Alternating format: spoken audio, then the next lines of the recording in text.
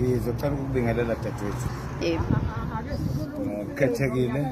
Hayi mana baba. Olalela istage sakho. La singamaphoyisa omdabu. Amakhosi asebenza kanye nezinduna ukwelekelela izinduna ukudala inhlala kahle nokuthula emphakathini emakhaya. So ke laba bantu engihamba nabo ngungema Mnisibongo ubuhle kwesakwabiyela obu ngaphansi kwenkosi uPCBL le mashi kuba namhlanje ingiyase Kingcetshwayo although ngikhulumela amaphoyisa iKZN yonke but today we are here on behalf of KCD. Yes. So ke labantu basebenza kanzima. Ayihlali imkhandlo yamakhosi ngaphandle kwabo. Ayihlali imkhandlo yenduna ngaphandle kwabo. Kuncane okungenzeka ngaphandle kwabo. Bangabalekeleli abakhulu ezinduneni namakhosi.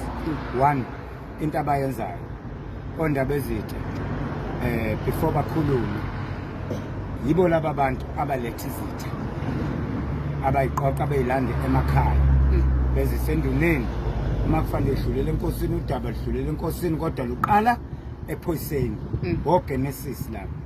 So ke ingakho ke bethi kungani konke kungaqali kubo pho basala kanjani ngaphandle bona ezibonelelweni ukho konke abakwenzayo ngoba umuntu noma ngabe ubulale umndeni wayibulala naye noma ubulale noma udlwengilile kodwa ukulunga nokonakala kwakhe kubonakala ngobani ngephoyisa lomdabu okuyilona kufanele imlande libuye naye kuze kuzokhuluma.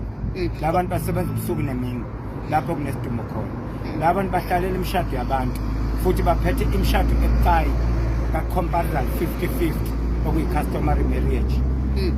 Abagcini ngokuyishadisa bebuza umthetho ukuqinisekisa ukuthi ngabe ngempela i-gender based violence kayenze kangani nakaphoqwa ngani lo muntu ukuthi athathe lo mendo ngenxa ukuthi sekuhlangene abathile ngegama lakhe.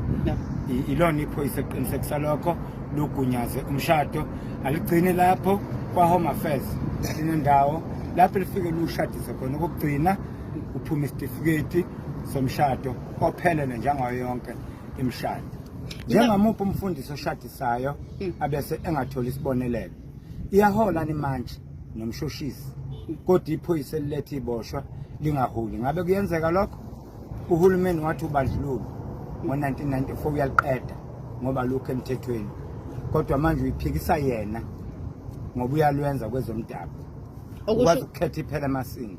Okusho ukuthi Madlokovu ngamafuphi uthi isikhalo senu esikhulu kakhulu ilesi sesibonelelo. Sesibonelelo ukuthi sicela usibonelelo labantu basebenza kanzima bakudeserve nabo ukubonelelwa njengabo bonke abantu ababamba iqhaza ekuhlalisweni kwabantu. Okusho ukuthi singaqinisekisa ukuthi akukho lutho luphumayo ukuze nani nizokwazi ukuthi niphile. Uba yiphoyisa lenkosi onjengemali. Lutho. Akukho mama ngoba umuntu usuku nosuku i-hour ne-hour uyaphila. Okuphumayo kwinhlamba okuphumayo futhi nakho akuphumi ngokwahulumeni kodwa kukubonelelwa ngobaba bethu siphila ngaphansi kwabo.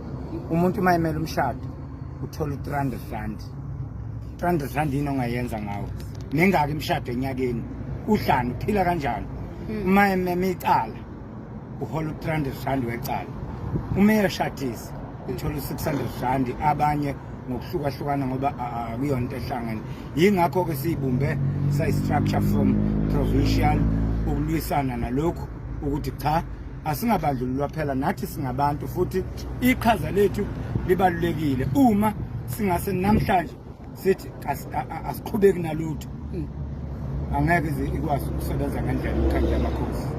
Sengabe kufana nokuthi awekho ngakho uhulumeni angathi amakhosi yawakhulula kanti yawacindezela.